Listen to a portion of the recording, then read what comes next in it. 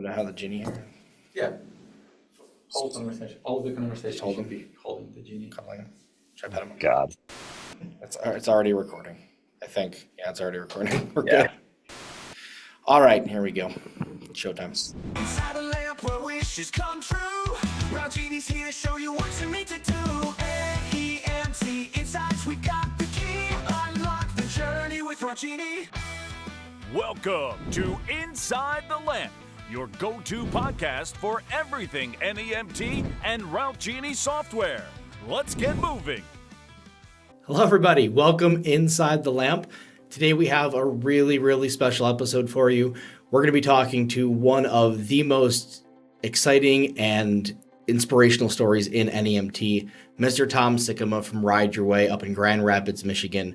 This is one of my good friends in the industry and really someone who has an awesome story and has really risen in the industry and built a really awesome company. So let's not delay any further. Let's get into talking with Tom and dive right into talking about his story and how he got into NEMT and what he's done with his company since. All right, I am here with the owner of Ride YourWay. They are the only nationally accredited with NEMTAC provider in the state of Michigan. He is also a member of the TTA Accreditation Committee, member of the brand task force with TTA, and more importantly, my good friend, Mr. Tom Sikkema. Tom, thanks for joining us. Thank you. Appreciate it. So, Tom, one thing that's always blown me away with you and your company is kind of how you got started with this. So I have to have you kind of dive in and tell everyone, if they haven't heard, your company's origin story. I think it's really powerful. So I have to have you dive in and tell everybody how you kind of got into this whole thing. Yeah, for sure. So the first kind of what I call seed was planted for Ride YourWay back on May 14 of 2013. And that's when I was diagnosed with a rare type of pediatric brain cancer called CNS germinoma. And so that really kind of opened up my eyes to healthcare. I went through about a 6-month fight with cancer. I underwent pretty intense brain surgery, 4 rounds of inpatient chemotherapy at our local children's hospital, and then 5 weeks of outpatient radiation. So that's what kind of really opened up my eyes to the healthcare industry. And I was 17 at the time, so I was kind of figuring out what I wanted to do with the rest of my life. And, with all the individuals that took care of me at the hospital, that's what really inspired me to become a registered nurse. And through nursing school, through actually practicing as a bedside nurse on the same unit that I was treated on, what really kind of opened up my eyes was the fact that one of the social determinants of health and one of the biggest barriers to healthcare is transportation.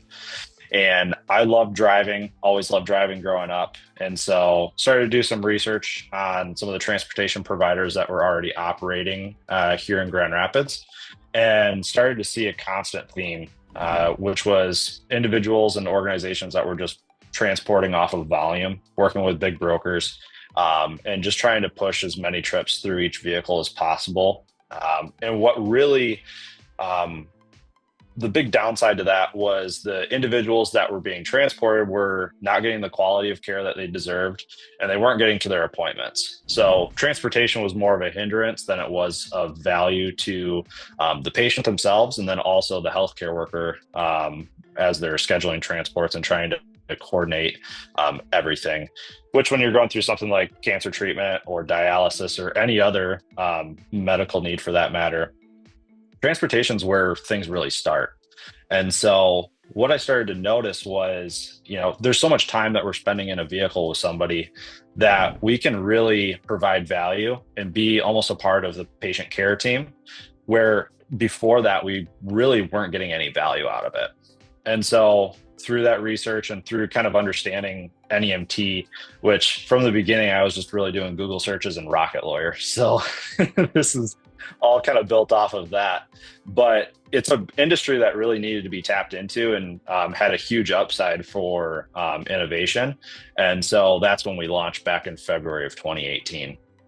Started working with one hospital system, one rehab hospital, and really built it out from that value-based care model that we still thrive on today. I think it's so underrated, something that I think overlook. You think about a lot of things. Sometimes in any experience, what you remember is how it started and how it ended. Mm-hmm. And in your medical experience, it starts and it ends with transportation. What we do is sometimes the most memorable pieces of the experience. So if that's not a positive experience, someone's medical experience is not going to be, something they look upon favorably. Providing that positive experience can go a long way for someone looking upon their medical experience favorably, which means they're more likely to continue to get the proper care, which obviously works out favorably for long-term health outcomes. So, it's awesome. I mean, think about it. If you don't have transportation, you're not going to access the care that you need to. And if you have a really bad source of transportation, one of those providers that's just trying to crank out as many trips as possible, and if you live in a rural area, again, those SDOHs keep building on themselves. So if you live in a rural area and you got a crappy transportation provider, what is the upside of going to that appointment? If you're going to get there an hour late, you're going to have to wait a couple hours to get back home. You're going to be much more inclined to no-show that trip. And so if you start looking at dialysis, every individual that's undergoing dialysis, every chair time they miss, their increased risk of hospitalization goes up by 40%. So not only are they living less healthy lives and increasing the risk of hospitalization, but it's also costing the healthcare industry as a whole so much more, because that one chair time then equates to what likely would be an ICU admission. Yeah, that's the whole value prop of NEMT, right? Is that people going to appointments ends up costing the healthcare industry exponentially less because we're not getting those ER visits. Exactly. That you're talking about. So that's where providing good value comes in, right? Instead of just cramming people into those vehicles, you create a positive experience. They're more likely to go. They don't end up in the hospital. For sure. So tell me kind of more about how this, value-based and positive experience approach has led to the growth of your business. Yeah. So from the get-go, as most NEMT providers do, I was kind of wearing all the hats. And so as we started to scale, getting a broker contract and started working with more skilled nursing facilities, we really started to identify how we were going to scale and still maintain that value-based prop. And so the couple key factors that we identified was having really high quality vehicles, having really high quality drivers, so paying them more, getting them all of the certifications, trainings that they need, support that they need in order to be successful, and then looking at where the pitfalls of other transportation providers in our area were falling short, and working with the skilled nursing facilities specifically to help alleviate those issues and really identify what the solutions were for them. So whether it be in-person scheduling, we use the facility portal with RouteGenie and many of our facilities that we work with. And really just understanding, back when I was in that bed and sitting at that bedside taking care of my patients, what would they have wanted? So building out customer profiles to, if you have a standing order client that you're transporting pretty frequently, building out exactly what makes them them. And then making that a part of that transport, a part of that healing process, whether they like to talk about dogs or they love mint chocolate chip ice cream, or, they have 14 grandchildren and these are their names. We can then start identifying exactly what makes that person, because we're all individuals going through some sort of journey, and making that a part of our job and how we're providing that value to that patient. I love seeing those stories on your LinkedIn, which is kind of a nice segue into maybe our next subject. You've kind of become the social media darling of the NEMT industry. You're quite active on LinkedIn and social media as a whole, you and your company. Tell me about how kind of that's impacted your business and, where that strategy came from, because really NEMT companies, for the most part, are not super active on social media. We don't see a lot of that. How has that impacted your business? Yeah. So I get a ton of people that reach out just kind of asking how we do what we do. And really from the social media perspective, it hasn't really generated any new business by any means yet, but it's one of those things that we identified. The industry is an old industry. Social media, it's been around for a while, but really promoting NEMT on social media hasn't been done. So it was one of those tactics to kind of create that omnipresence be everywhere, everything to everybody. But hasn't really, resulted in any, additional value to the company yet, besides really wanting to push our value-based approach, because let's be honest, the industry is still very volume-based.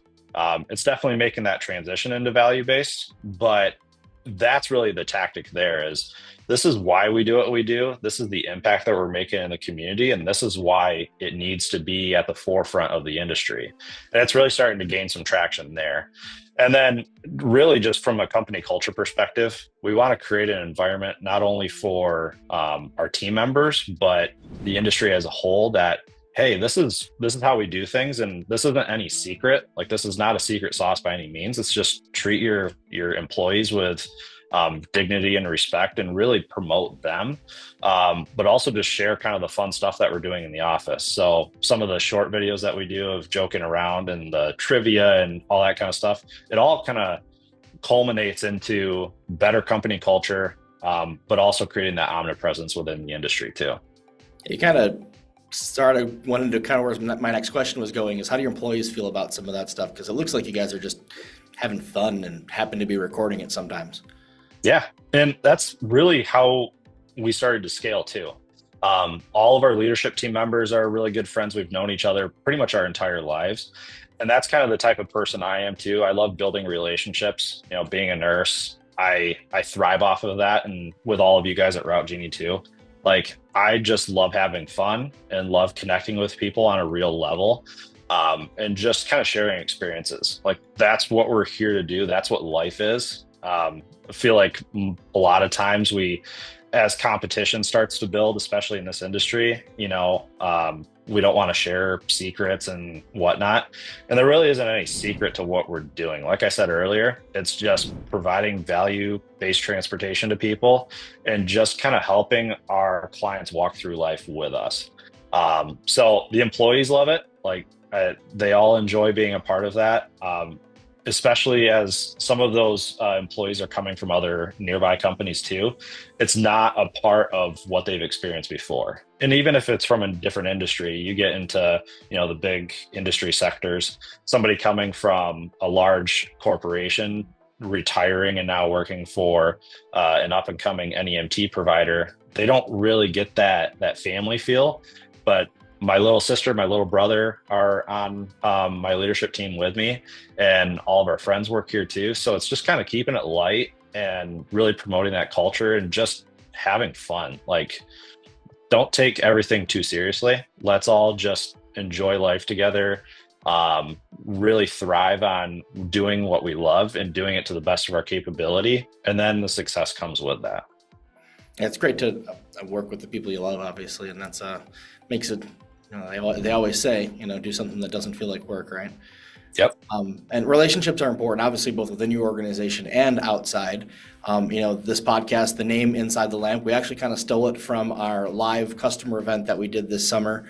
We're going to rebrand that one as Inside the Lamp Live, which we're going to continue that on an annual basis. So everybody watch for some announcements around that pretty soon for this year's event.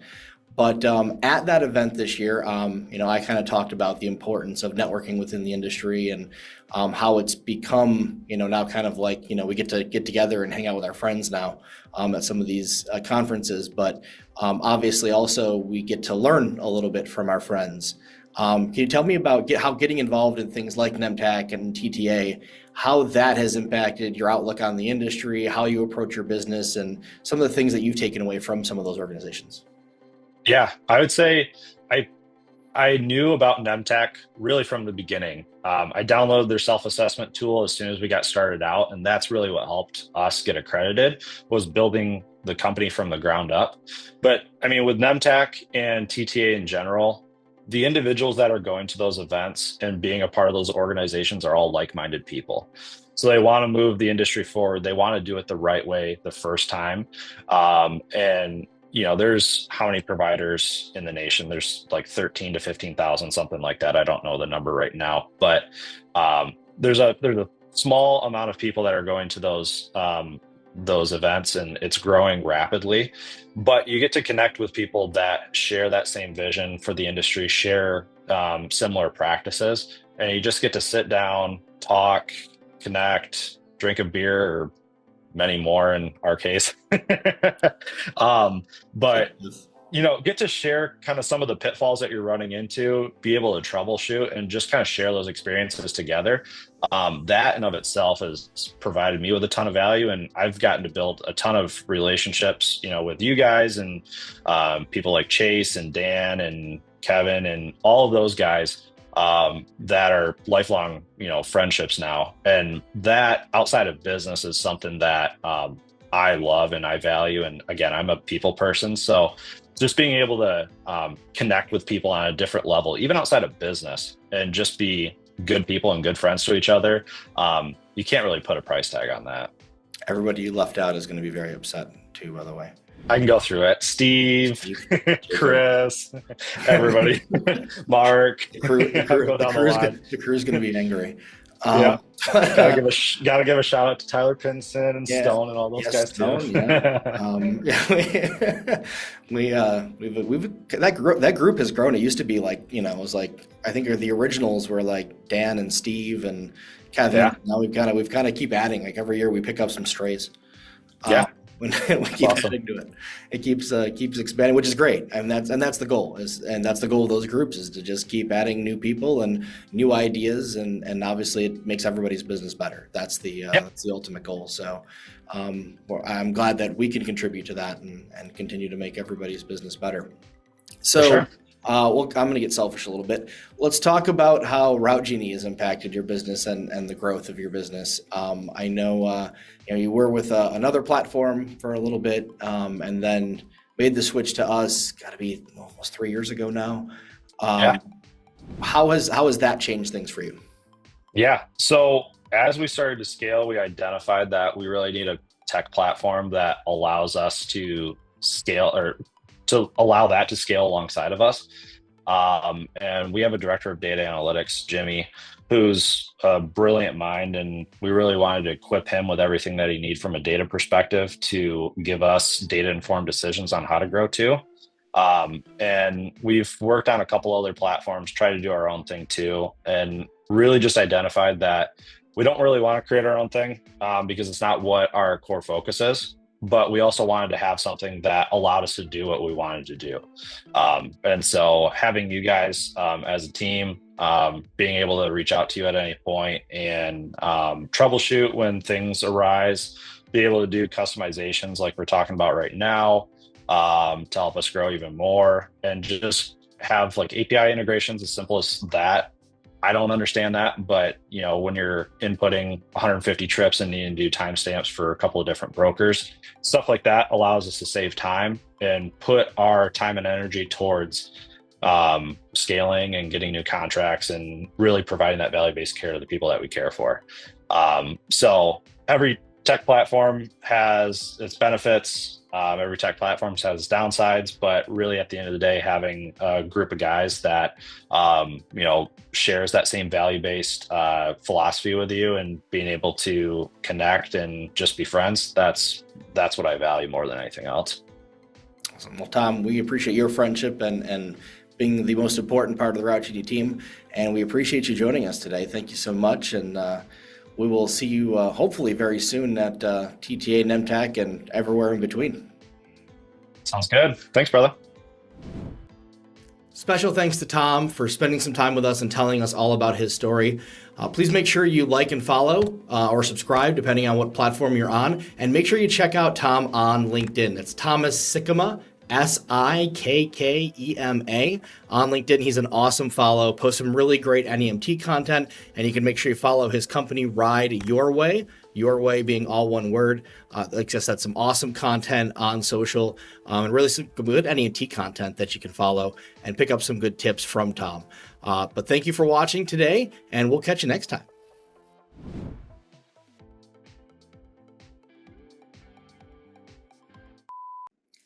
And cut. That was pretty smooth. Not bad. Like old pros. And not that long either, like 20 minutes. Yeah, Short and sweet.